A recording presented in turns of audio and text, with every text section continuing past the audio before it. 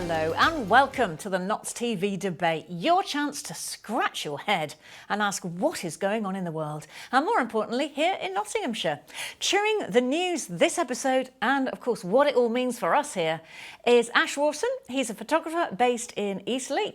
Stacey Johnson is Professor of Healthcare and Leadership at the University of Nottingham, and Michael McKeever is a retired head teacher in Nottingham. So great to have you all here. We've got a lot to go at, so let's get stuck in with Mr. Trump across the Atlantic. As you'll know, he is imposing a 10% tariff on UK imports. So my question is, are you one of those people that is going to boycott American goods? It's what the French are doing. Apparently many people are saying, right, that's it. If he's going to slap a big old tariff on us, then we're not going to buy any American goods, as a kind of consumer's rebellion. How are you feeling about it? What do you make of it? Let's start with you, Ash. How do you feel about these tariffs? And do you think you're going to put your foot down with the way you shop? It will not affect me in any way, shape or form. I will continue living life as I have been doing. Yes, things may be pricier, however, it won't affect me at all. Well, you say that, but how can you be confident? If we get into some sort of trade war across the world, commodity prices might go up, fuel prices might go up, there'll be a kind of imbalance in certain sectors, and, you know, it could end up costing us all, couldn't it? While increases in prices aren't a good thing for the consumer, we've got to look at the reasons why they're doing it. They need to improve their economy. And they've obviously looked into it, and this is one way they can improve their economy. Well, they think. Donald Trump and the administration thinks. I mean, that remains to be seen, doesn't it? Yes. What are you thinking of it? Most economists say that tariffs and reduction in free trade actually slows growth. So there might seem to be a logic to it, buy more, homegrown, home-produced goods and all that. But there's lots of evidence that longer term it actually harms the economy, and it will in the United States. It'll close their debt and all that, but actually all economists suggest that lack of free trade or limited free trade actually harms growth, slows growth. And of course the impact internationally, right? We saw the markets are down, etc. I'm not buying American cars, so big ticket items won't, it's then again, maybe smaller things that go into making things that we buy So that might affect us. reduces or closes the debt, so maybe increase tariffs till they've closed the debt and then reduce the tariffs, and then they've seen a positive. And that's one of the big things, is about whether tariffs are permanent or not, which is Yes. what I annoys. mean, when you say debt, I think the thing that the Trump administration has identified is that a lot of countries are sending into America their goods, but they're not buying as much back. So there's this big deficit, or a debt, if you want to call it that. And he's saying, how come? We shouldn't be doing things like this. But, I'm not an economist. They're clearly thinking the solution is tariffs. So, in other words, make foreign stuff more expensive here. Our people will buy our own stuff. But does it work like that? Well, I mean, when you say the original question, should we boycott American goods? How do you know what's an American good? And lots of items that we buy, the parts that make them up have come from so many different places. Yeah. I mean, it's typical. This policy is not new. All the way back in history, I can remember Abraham Lincoln introduced tariffs to stop the cotton from the South being exported to Lancashire. They're doing it to protect the American economy. But as Stacey said there, it may actually backfire. We export, I believe, £800 billion worth of goods to the USA, and the tariffs they're proposing on the things they're proposing will make a difference to 7 billion of our goods. But the main thing, I think Mr. Trump's actions and American actions might galvanise Europe a bit to do things not just economically, but in terms of defence, to start looking after ourselves and, getting on with what reducing our reliance upon American goods. Yes, this is something that they feel like they've identified, just to move on a little bit from the tariffs. But yeah, the fact that Europe has not been fending for itself. What was it they said in that inappropriately posted message that a journalist had been tagged into, that Europe was it leeching off America, and that it was pathetic. Yeah. But as you say, perhaps it was time for us to increase defence spending. I mean, Ash, I'm getting from you a sense that you're not opposed necessarily to what Trump's trying to do over there. Do you have sympathy for those that voted for him? No. In a word, no. I think although some see it as he's doing wrong, people that voted for him are doing exactly what they wanted him to do in so many respects. I don't really get involved in politics, so I don't really look at the news and follow it. But social media, I see lots of positives as well as negatives, so I don't know. But I think he's doing what his voters were wanting. Okay. Interestingly, on the whole tariffs business, I think certain McDonald's branches in Paris have seen a huge plummet in custom as people are deciding, nope. And you say, oh, no, we don't know what's American. There are so many brands, actually, particularly food and clothing, I suppose, that we don't quite know. So it'd be interesting to see. I heard bourbon. Bourbon, so, of course. Distinctly American things. But again, for me, I agree with you. It won't affect me apart from. So a friend of mine in Canada was showing me this video of the Canadians crossing out Americano in the coffee shops and replacing it with Canadiano or something. Oh, that's funny. But, I'm not buying American cars. I'm Yeah. not buying bourbon. I can find whiskey that is, Scotch whiskey, etc. Just following what Ashley said, I think Mr. Trump got a very strong mandate at the last election. That's the worry. The move to the right that's occurred in the United States is happening all over Europe. No, even in Sweden, we see people marching with Nazi flags and stuff like that. That is the more general worry. And for me, the absence, the vacuum in the Democratic side in the USA, that is a worry. There's a big groundswell of opinion against Donald Trump, but no leader, no focus to take it through. They're looking again at Bernie Sanders, who's how old is he, 82? A young man in American politics these days. Yes, I mean, that is one view. Another view is things have gone far too far the other way. There were a softening of borders, not taking care of national interests, and the pendulum needed to swing back just to put the balance in there. Now, what I'll do is move us on, and you'll have your thoughts. And by the way, if you want to put any comments on X, you can do that. #NotsTVDebate. Let's think local, closer to home. Willerton Hall. What a wonderful jewel in Nottinghamshire's crown Willerton Hall is. And it's owned by the City Council. And you, until now, could have gone into the grounds and the house completely free of charge because it belonged to you as a council taxpayer. Well, that's all changed. £4 to get in if you're an adult. You can pay for a season ticket if you like, which I believe is something like £15, so you can have an unlimited number of trips. Kids are still free. This is all to try and plug the funding gap that the City Council faces. Are you still going to visit? Would you be put off by £4? Is this the right thing to do? I wouldn't be put off by £4, but I'd probably just visit once a year, or maybe I would have to get a season ticket, but I wouldn't do multiple visits at £4. I'm not sure that that's going to raise as much revenue as one thinks to keep up the building. I guess I would say steer them towards doing more conference business and big groups and that kind of thing versus charging individual families or individual people, I mean, that's on top of parking as well, so I don't know. But yeah, I'm not sure that's going to raise enough revenue to make a difference apart from annoying people.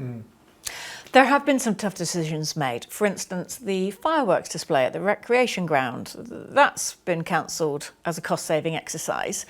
And you could say the same with Willerton Hall in that, it's not an essential, very much a luxury. So do these things matter? Yeah. Why should we get them free?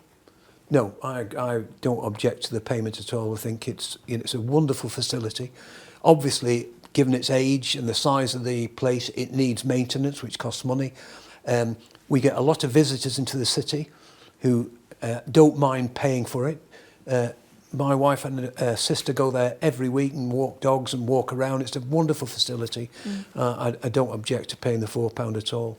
And I'd be surprised if it put people off. It didn't at the castle when they charged at the castle. Okay, interesting. I wonder if you're a family, a couple of you, mum, dad, some kids, is it going to mean that you're not going to bother after all? I'm a regular visitor to the grounds. I have been in the hall. Would I pay to go in there again? Possibly not. But that on top of the already, I think you said £6 parking, that would mean £10 for one person. So it's £14 for, let's say, 2 carers and the parking. But I'm of the opinion that I'm not against them charging £4, but will it work I'm unsure. I think there's a better opportunity of arranging events and giving very something good idea, more Stacey's for the that. money rather than just a small Yeah. museum and a hall. If you there's enough grounds there to raise large events, and I think the revenue will be a lot higher through an event. Interesting. Well, we'll see. I mean, I think the reason I touched on the fireworks and these luxuries, some say though that we don't need to go and have a look around the inside of Woollerton Hall, but knowing it's there for us as residents of the city, knowing that it's something we can all be proud of and we all have a stake in, kind of helps you stand a bit taller, just adds a little bit to life when it's already quite tough. So actually these things are not just data, they're not just numbers on a sheet. They add more value to life, and therefore the council should be protecting some of those areas. But And I agree with that, but I think that there's just a problem at £4 per visit, because to be honest, I've been into Woollerton, the house itself, twice. One was for a day meeting conference thing, which presumably brings in more revenue than £4 a head. And then just once because I had relatives visiting and we went around the house, right? So I think I'm not going to go there at £4 very much, not because I object to paying, but because there's not very much to see, right? Now, if there was 5 versions of Splendour, Yes. or an Interesting. individual artist, I Yeah, would so go. use I that would much venue rather go more. there than go even to the concert hall. okay, thank you. We're going to take a short break. Don't go away. Back in just a moment.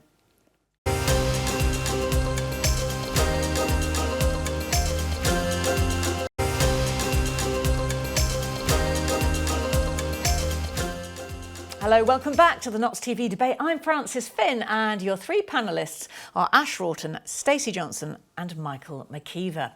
So let's tackle the thorny issue of assisted dying. It's very much in the news as we record this, as the details of the bill are thrashed out and what kind of situation we want here in the United Kingdom, because so far MPs have voted in favour of a proposal to legalise assisted dying, but the detail hasn't really been hammered out yet.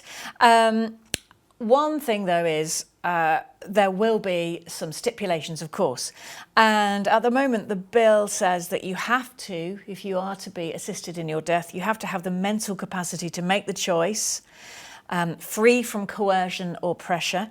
You have to be expected to die within 6 months, so you have to be terminally ill with a life expectancy of 6 months or less, and satisfy 2 independent doctors that you are eligible and meet some criteria. There are others as well, but as I say, the details are up for discussion really. In principle, Stacey, if I can start with you, as you are a healthcare trainer, expert, in principle, is this a good step forward? I would say no. We know that, for example, in some Scandinavian countries, it started off as you have to have a life expectancy of less than 6 months. It's now been adapted to if you can demonstrate that you are suffering. So, for example, people with long-term depression are opting for assisted death, assisted dying. So no sense of life limiting in terms of length of life, but this notion of I feel I am suffering, right? So the problem is that once it's started, it is the slippery slope. It's a term that people are using a lot in Canada. It's a slippery slope, you know. I've worked in all kinds of healthcare settings, really acute intensive care where people are fighting to stay alive, to palliative care, to I worked in a nursing home in Beeston for many years when I was a student, and this notion of coercion being a really obvious thing that you can see is very difficult, right? Because people, you know, older people who think they're a burden to their families. How do you prove coercion? Yeah.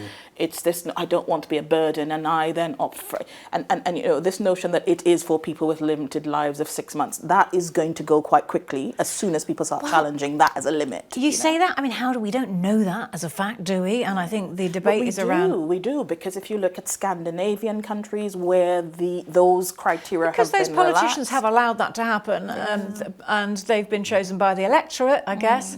But yes, so what you're saying is on the basis that you think it's the beginning of a slippery slope, it's a no from you. And criteria, you know, this notion that criteria are objective and fixed, and 2 independent doctors, well, what view will they have?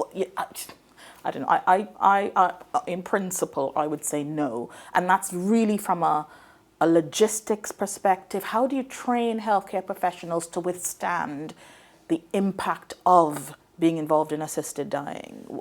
How do I even begin to educate? And it's not a new debate, right? When I first started training as a nurse, 1991, 92, we referred to euthanasia. And the That's debate right. is ongoing. It has, Yeah.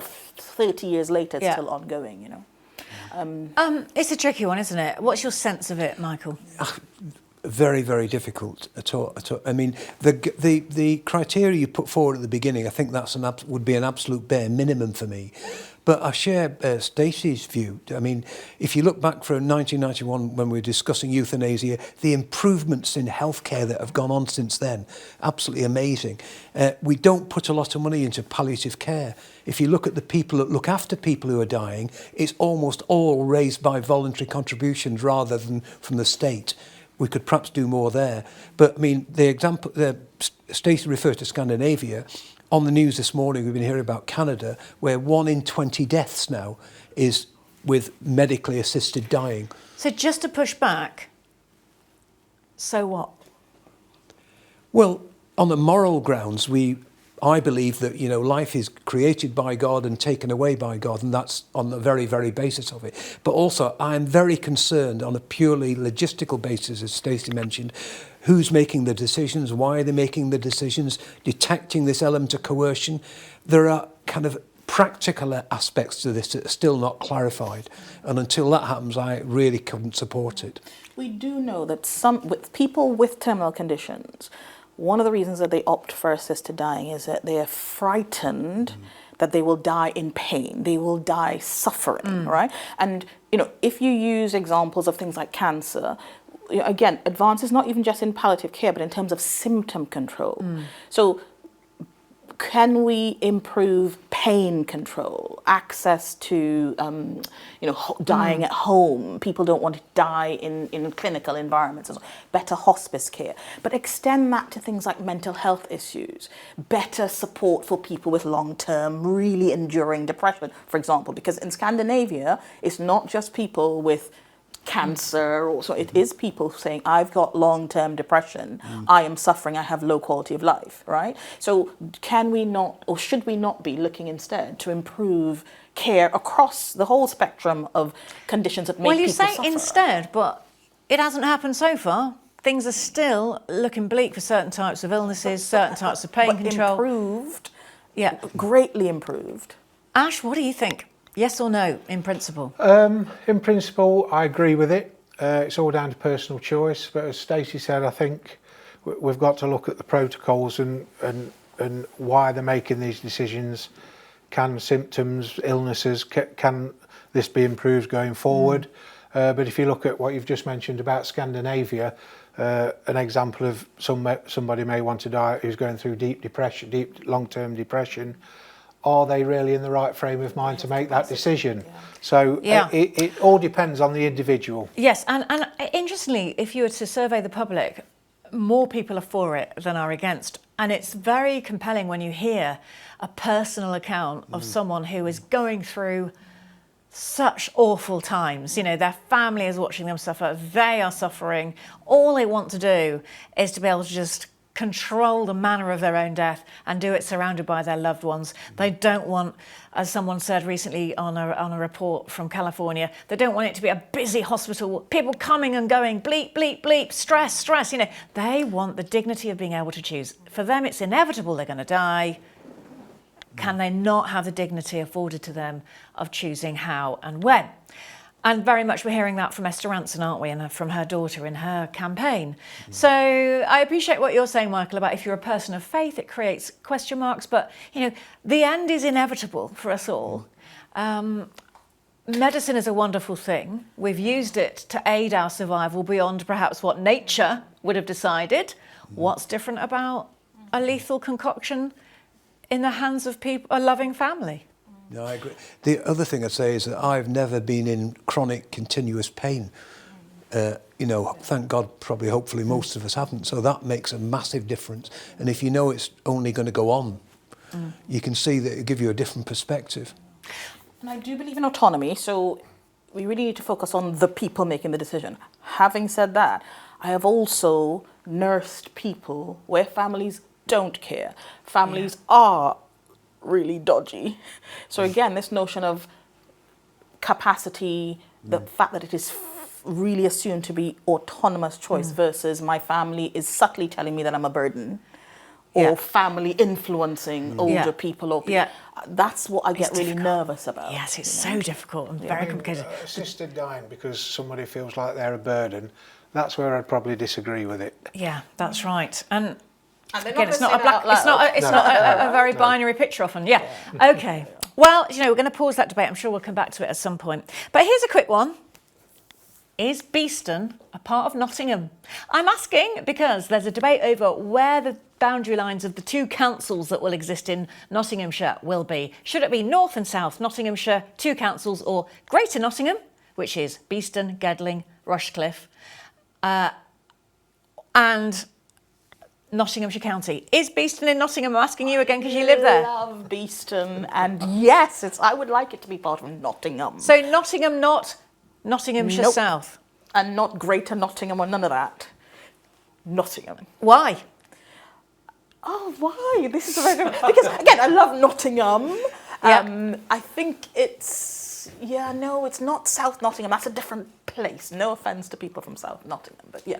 South And I Nottinghamshire. also think, you know, obviously I'm from the University of Nottingham, and in terms of attracting students, I think generally students from Leeds, London are more likely to want to come if they think they're on a campus that's in Nottingham versus South Nottinghamshire. It should be said that we're not going to change the name of the city of Nottingham, but it's just, I suppose, the governance. And it is, I take your point, there is a sort of branding thing around it, and that's why some people in Beeston and Rushcliffe are a bit sniffy about saying, we don't want to be mixed in with Nottingham. We're our own thing. We're a different thing. And particularly given the track record of Nottingham City Council, they say. What do you reckon, Ash? Me personally, I see Beeston as Nottingham. But what we've got to be mindful of is if we start changing borders and giving different addresses, this may also impact on house prices. Again, I don't think addresses are going to change. It's just the governance. Overnight. It could happen overnight. All right, but for you, so might be another slippery slope. Maybe. Michael, does it matter? What does matter is I live in Gedling, and Gedling, Rushcliffe, Broxtowe, they have been run better financially, even though they're smaller organisations. But I use the facilities of Nottingham City a lot, and so does everybody else in Beeston, so do them in Rushcliffe, so do them in Broxtowe. So it's unfair that they're getting their income from their council tax in those boroughs and not paying for any of the city's facilities which everybody uses. I think the big issue has been, in Nottingham, we've got 55 councillors, 51 are Labour. It's unhealthy. In all the other areas, the political nature of the councils has changed and they've been run better. So mix it all up, have a more blended model, bring some of the pros and the cons, mix them together, and overall you'll get a better offering. Very interesting. Well, don't go away. Come back after a short break. We're going to ask, should every pupil be made to study an arts GCSE? Don't go away.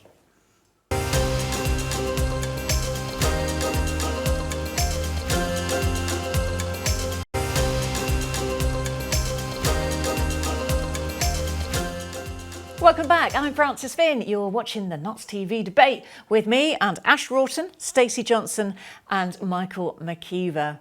Now, I don't know about you, but in my household, we have been going through GCSE options with my daughter. She's at that stage.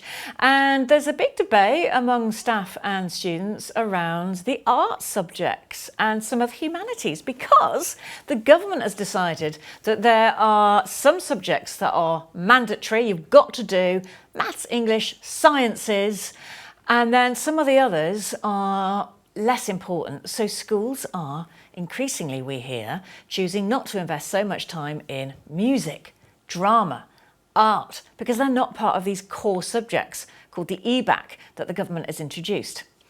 Ed Sheeran, in the last few days, has headed up a petition to the government to say this has got to end because we're seeing music suffer in our schools.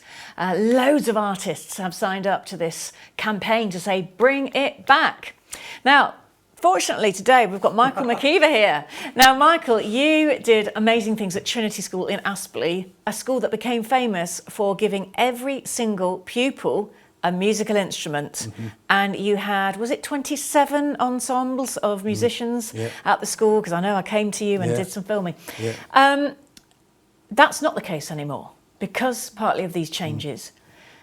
Just describe to us what the landscape is, what time in the syllabus there is left for these art subjects, firstly, before we get into it. Well, I couldn't tell you the exact numbers, Francis, but I can give you a very good flavour of it. Yeah. Because it's not just started now, this has been going on for a number of years. Yeah. And basically, the government measures schools' performance on the subjects you mentioned, mainly, the EBAC. So the schools are very, very keen to be successful in these subjects, maths, English, science, etc.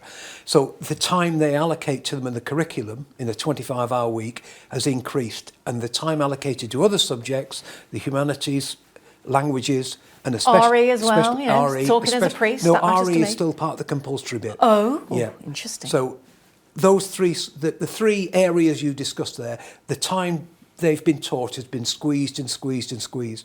So now we're looking at a situation, because fewer and fewer pupils are doing art subjects, dance, drama, fine art, etc., music, the universities are not training teachers to teach them. So the time will come very shortly when somebody in a school, a head teacher, is looking for an art teacher or a music teacher, there won't be any. And this is sad.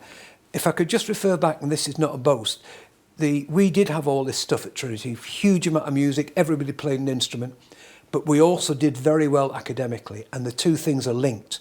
We've got to stop treating the arts as a luxury, because the things you do in the discipline for music, dance and drama, they transfer those skills into other subjects. And not only that, there are some children who are no good at maths, no good at English. They need an area in which they can thrive and succeed. And if you don't offer that, you'll have a very discontented school population. Just to put then the thinking of the Conservative government at the time, which brought in these changes, this country was facing quite a skills gap.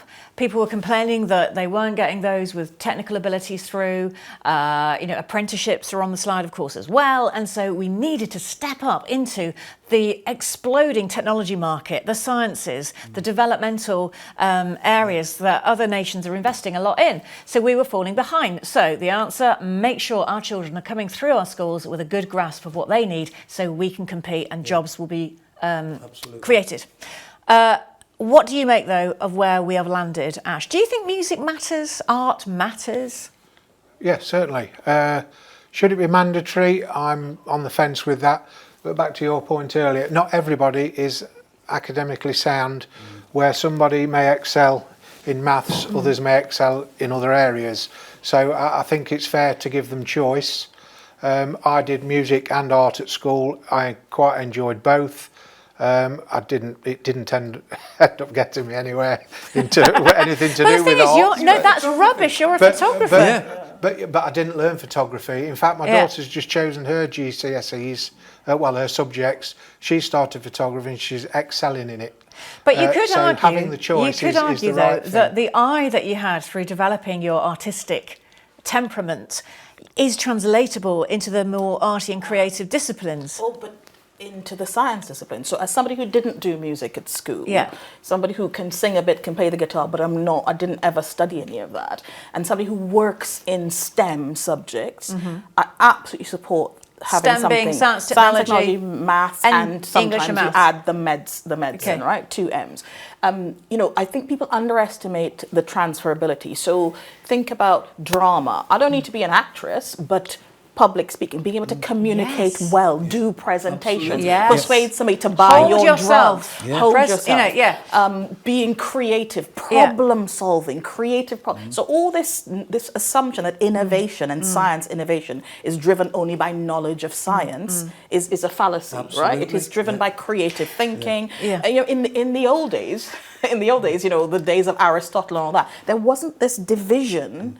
Maths was maths and mathematicians only did maths. These people, the biggest thinkers, were across languages, across arts, across real deep science, I wonder, though, there is, I've heard it said, though, that at school, you need to get those kids sat down.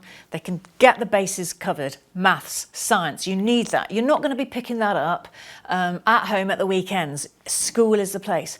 With music, you can have music lessons on a Wednesday at 6 o'clock in the evening.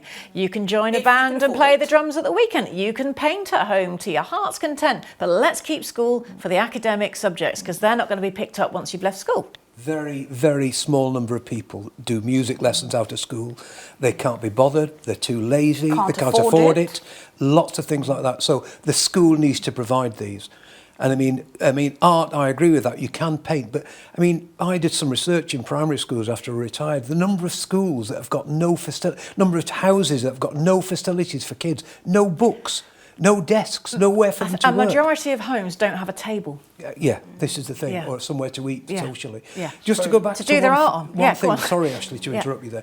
This business about the technological explosion you mentioned, that is still a massive issue. Too many people in this country are going to university. We've got more than 50% going to university. It's ridiculous. And in the middle, there's a massive skills gap of high-level technicians, people that can use their hands and learn a skill that is specific and identifiable. Those are the people we need in this country. And we've still got this situation where I'd rather have a Latin degree than, be a technician. Well, I believe this government is saying it's going to invest more in apprenticeships and that kind of thing. But yeah, that's an interesting point. But I will just throw one more thing in here. Now, Nottingham has gained a reputation for being the home of creative gaming developers, for instance, music technology as well. We sit in the building linked with confetti.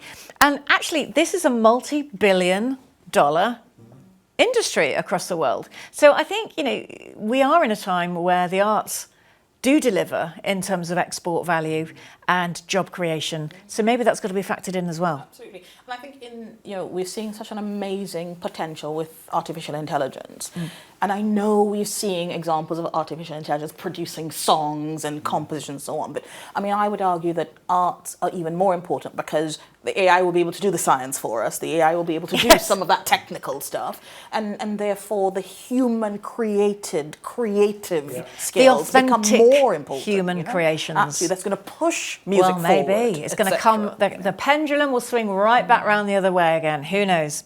Okay, now, just a quick one for you. You may know that the Broadmarsh development, that whole area there, now has a new buyer.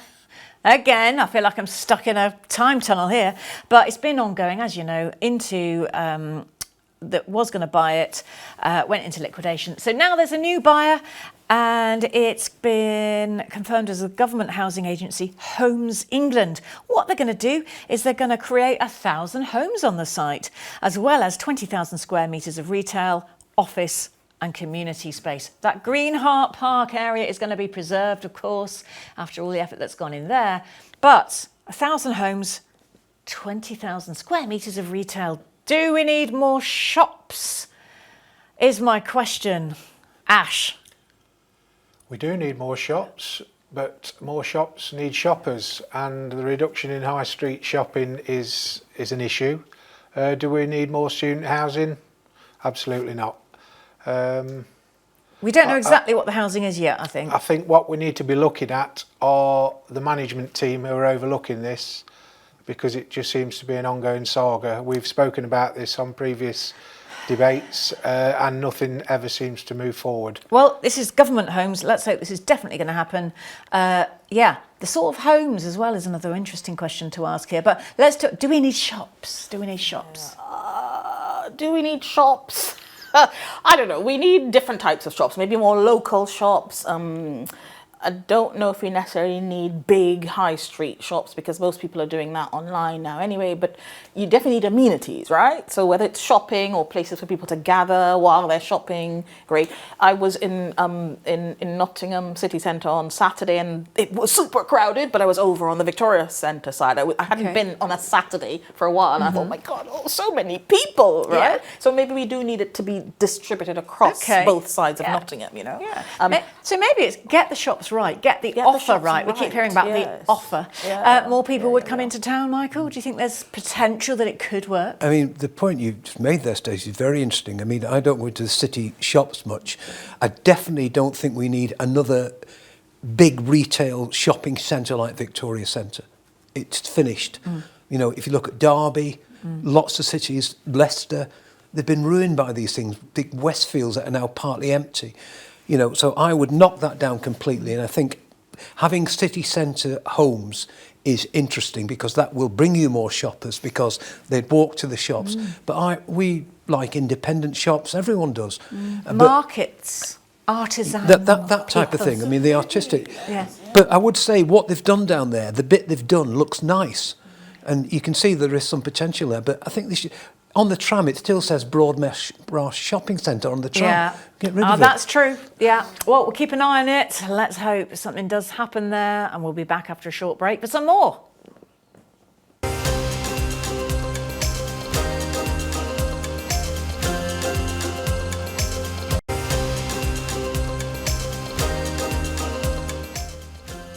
Welcome back to the final part of the Notts TV debate with me, Francis Finn, and our three panellists putting Nottinghamshire to rights.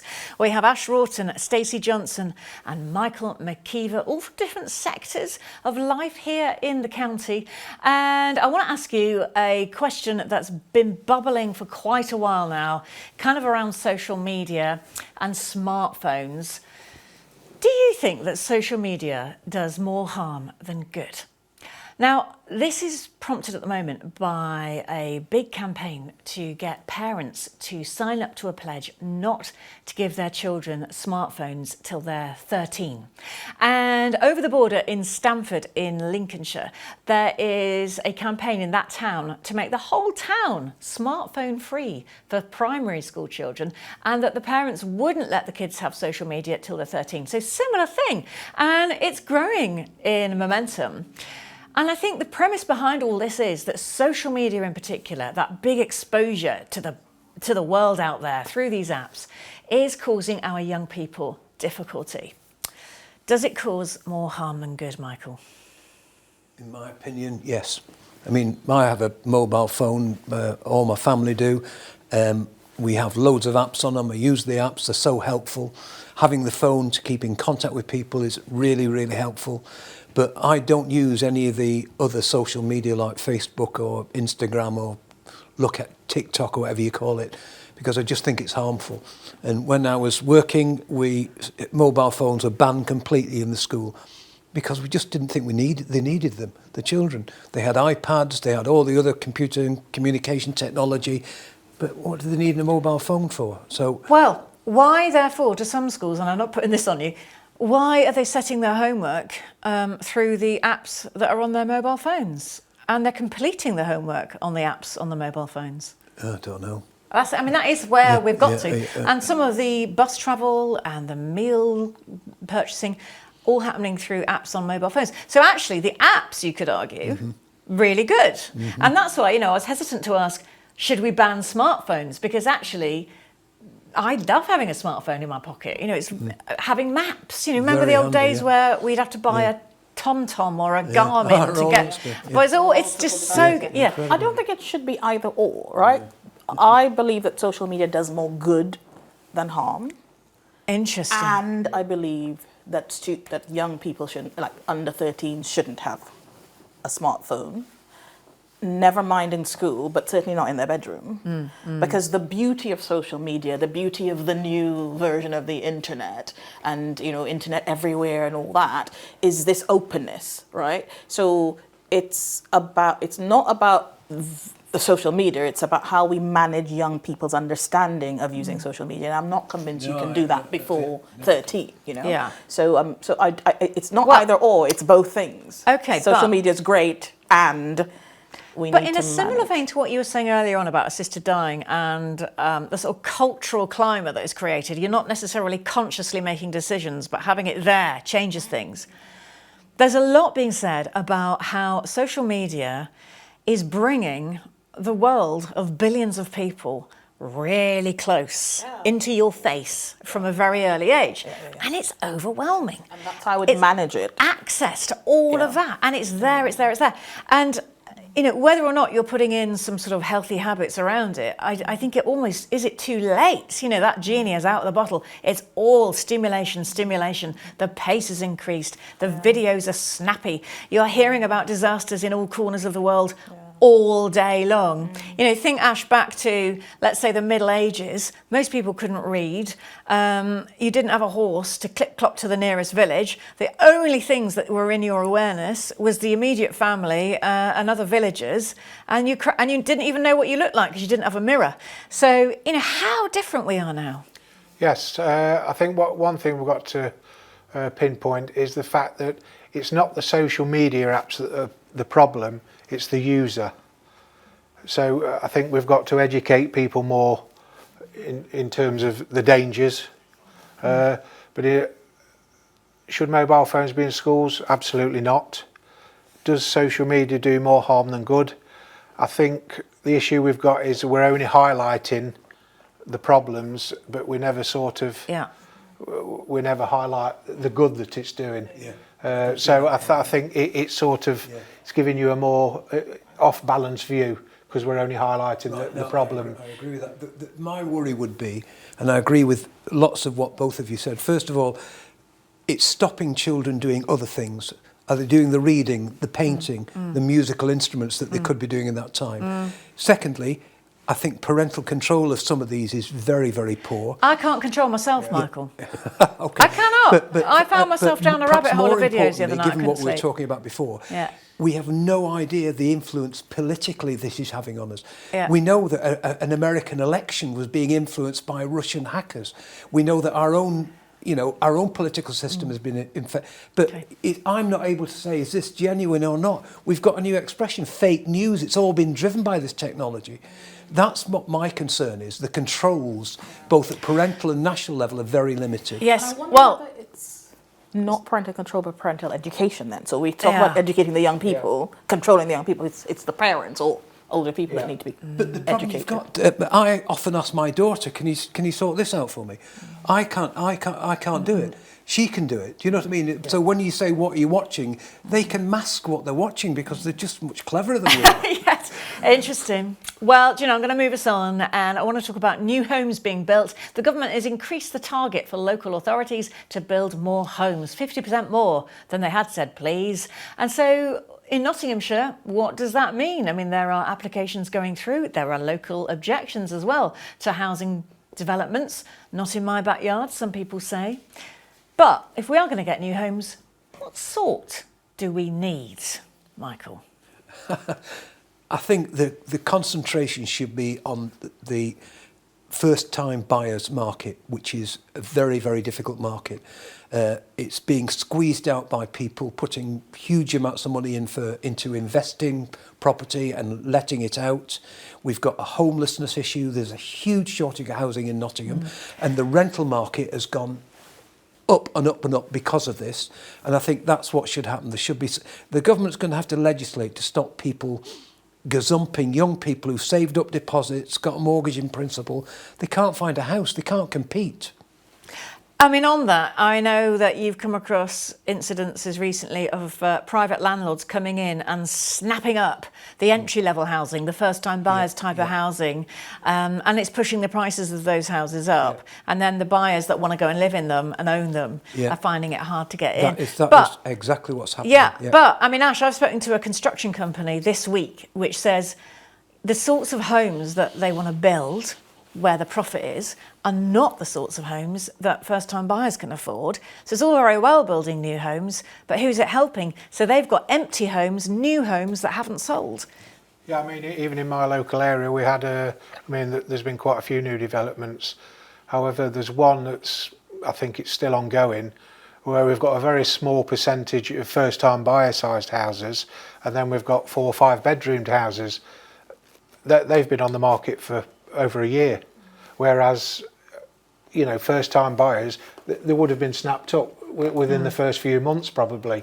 But I think the issue we've got is the developers can profit more from larger houses, but if they're not selling, Is it profitable? Yeah. So how do you build affordable homes? I guess it's back to council social housing, isn't it? Which we don't hear is about to happen anytime soon. Well, I don't think we want to fall onto social housing. There are a lot of hard-working people out there that want to buy the first home. Like you say, they've saved up the deposit. They can get a mortgage in principle, but they just cannot find a property.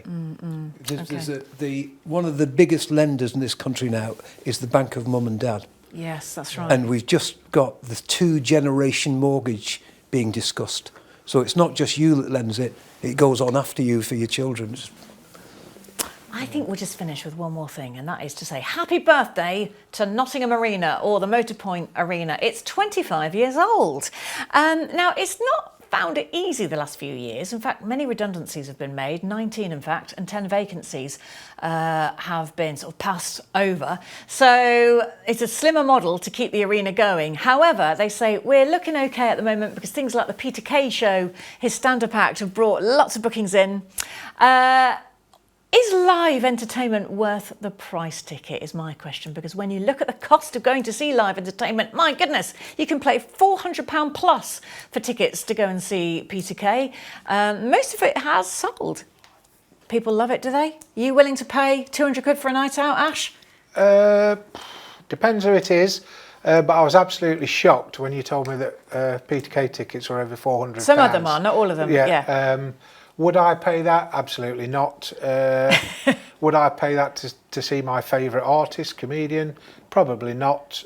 But I think we've got to look at its demand. Yeah. If they're selling out at that cost, absolutely, they're going to price the tickets at that price. Why do you think we've suddenly fallen back in love with live entertainment, Stacey, if that's to be believed? I think in the world, we were just talking about social media, I think in this world of virtual, being able to watch anything, see anything, access anything, the live experiences, I think, are hugely valuable. I haven't paid, but I have got in my basket a ticket to see Diana Ross. Oh. Hello, the legend. This notion of in a real live setting. Yeah. For me is really important. I don't think I would do a comedian. It'd be interesting to see what kind of age range people are buying and paying. I think it tends to be those legacy heritage acts that we're thinking, they're part of my childhood, they're still around, let's go and see them. I'm not sure that new emerging bands, for instance, are finding the same audiences. I don't know. Who would you love to see, Michael? Funnily enough, my son and his wife have bought us tickets for Peter Kay. Good! On the 20th of December. Oh, that's great. I don't think so. We've run out of time. Thank you so much to my panel. Thank you to Ash Rawton, Stacey Johnson and Michael McKeever. I'm Frances Finn, and I hope you'll join me again for another Notts TV debate. Thanks for watching. Goodbye.